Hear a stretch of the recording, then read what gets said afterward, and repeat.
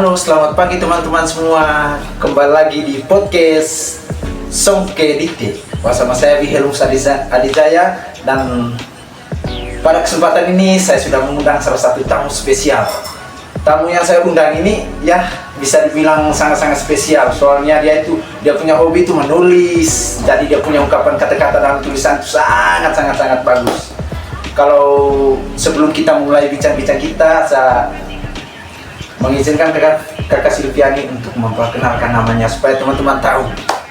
Baik, terima kasih kepada Mas Adijaya. Perkenalkan, nama saya Silviani. Saya mahasiswa Unika Santo Paulus Ruteng tingkat 1 semester 1. Jadi saya kesini karena diundang oleh Bang Adijaya ini untuk sekedar bincang-bincang begitu katanya. Dia telepon saya katanya, Kak Silviani ada waktu buat kita bincang-bincang santai, sekedar ngobrol-ngobrol, berbagi materi begitu. Ya, jadi saya luangkan waktu saya. Kebetulan juga hari ini saya tidak ada kampus, jadi saya bagikan waktu tentang kerja tugas dan kesini buat bincang-bincang santai dengan Abang Adijaya. Terima kasih Abang Adijaya. Jadi begini teman-teman, mengapa saya mengundang kakak Silviani? Soalnya saya itu selalu membaca dia punya tulisan, dia punya ungkapan kata-kata dalam tulisan semuanya bagus. Kalau boleh tahu kakak Silviani, sejak kapan kakak menggeluti di dunia tulisan? Sejak tahun 2020, tepat pas saat itu saya baru lulus SMA. Nah, rencananya kan saya mau kuliah di Jawa.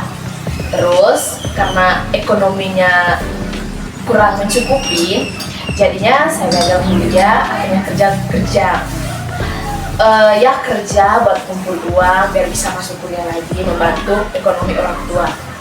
Nah, saat saya kerja, jadi saya punya, maksudnya kayak terinspirasi gitu buat menulis kegiatan saya setiap hari, pulang pergi, terus merasakan keringat sendiri, itu saya tuangkan itu ke dalam sebuah tulisan. Memang begini Kak Silviani, di mana-mana yang namanya mahasiswa itu selalu hambat di ekonomi semua itu yang menjadi penghalang utama. Tapi mau bagaimana lagi kakak ya? Kalau boleh tahu apa yang memotivasi kakak supaya kakak itu masuk giat dalam menulis?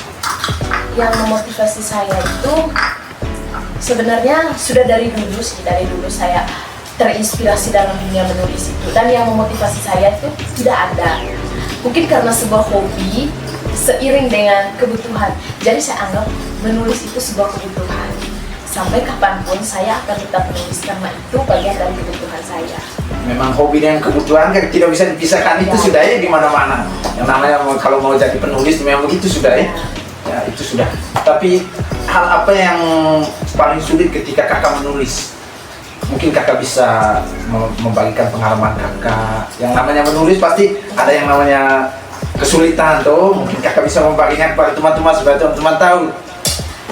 Hal yang susah dalam menulis itu ketika di keramaian. Ya, ketika di keramaian tuh maksudnya konsentrasi kita kan terganggu, jadi kita tidak bisa menulis. Sekalipun ada dalam hati kita, makanya saya menulis kata-kata ini, tetapi sampai di mulut itu hilang. Jadinya ya kesulitan saya dalam menulis itu ketika saya di keramaian.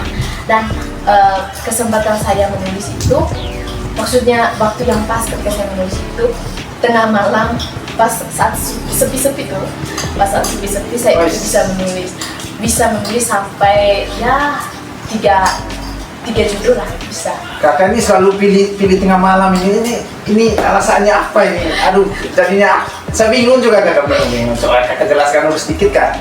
Jadi kan begini, malam itu identik dengan sunyi. Jadi kita bisa menulis di tengah malam, entah temanya sunyi atau apa, kita bisa maksudnya kayak buatkan dalam sebuah tulisan, misalnya malam bagaimana cara kita membahasakan malam. Nah, sunyi bagaimana kita cara membahasakan sunyi. Dan tepat sekali malam itu sepi, jadi otak kita fokus.